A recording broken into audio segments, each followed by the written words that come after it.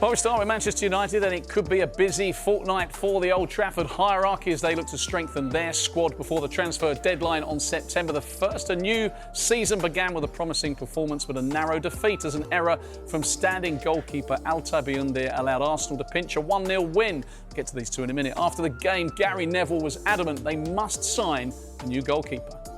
It also points towards a glaring issue for United that can't be ignored, and that is that they do need to find a goalkeeper. They have to.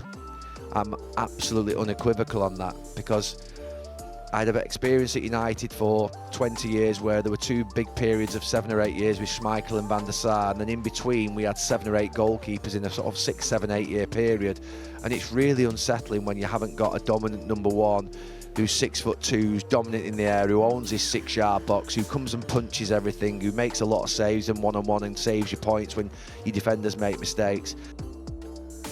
Well, Darmish and Carve are here. Strong comments then, Darms. So will they get involved? It's easier said than done. It's going to be really difficult in the final 2 weeks for Manchester United to recruit a new goalkeeper. I think there was talk earlier in the transfer window that Manchester United could go in for a goalkeeper amid a lot of rumours about Andre Onana's future, but then Andre Onana actually got injured in pre-season and he was set to be out for 4 to 6 weeks. So any kind of move during the transfer window and the early part of the window was going to be completely ruled out. And then publicly, at least, Ruben Amorim, before and after the game against Arsenal, has publicly said that he is happy with his goalkeeping department. He's happy with the 3 keepers that he's got there in Tom Heaton, Altay Bayındır and Andre Onana. And there was that talk, because he picked Bayındır, was Onana dropped because Onana was fit? He insists it wasn't a dropping at all.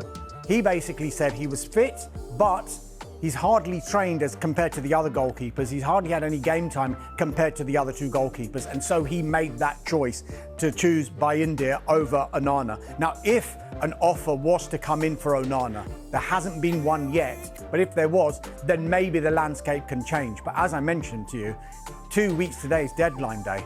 This is not going to be very easy to do, both in and out. Yeah, Donnarumma, of course, one of the best goalkeepers in world football.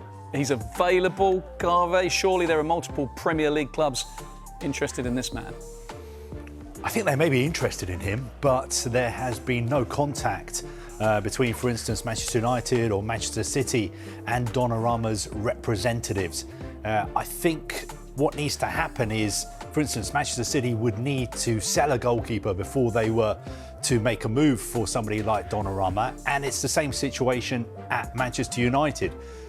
So yes, he's arguably the best goalkeeper in the world at the moment. He is available, but I think if you're talking about the possibility of him going to City or Manchester United, at least one goalkeeper would have to leave those clubs before they would make a move for Donnarumma, and there's been no contact. Obviously, there have been lots of stories. We know there is interest because, of course, there's going to be interest in a goalkeeper like Donnarumma. But don't forget, PSG would still want big money to sell him, even though he's only got a year left on his contract, and he is on big wages as well. I think that one other thing to say about Donnarumma as well, I think there might be a bit of brinkmanship between PSG and Donnarumma the later we get in this transfer window, because on the one side, PSG know he has to play. This is the World Cup next summer. He wants to be playing regular first-team football ahead of Italy's participation in the World Cup. But he's not going to do that with them.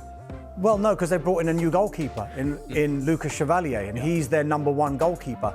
Carve mentioned the wages he's on. I just wonder, the later we get into this transfer window, the later we get and the closer we get to deadline day, is there going to be a possibility whereby PSG might even loan Donnarumma out just to get the wages off the books? Because the high wages that he's on, they could save between 15 and 17 million pounds for that year. And people will say, well, he's only got a year left on his contract. How can he go on loan? Well, he could. They just take the wages off the bill, and that saves a transfer fee for a club, rather than PSG being in that position where they're not going to play him, they're going to pay him, and then he's going to leave for free anyway. So both sides, I think, are just waiting to see which one is going to blink first.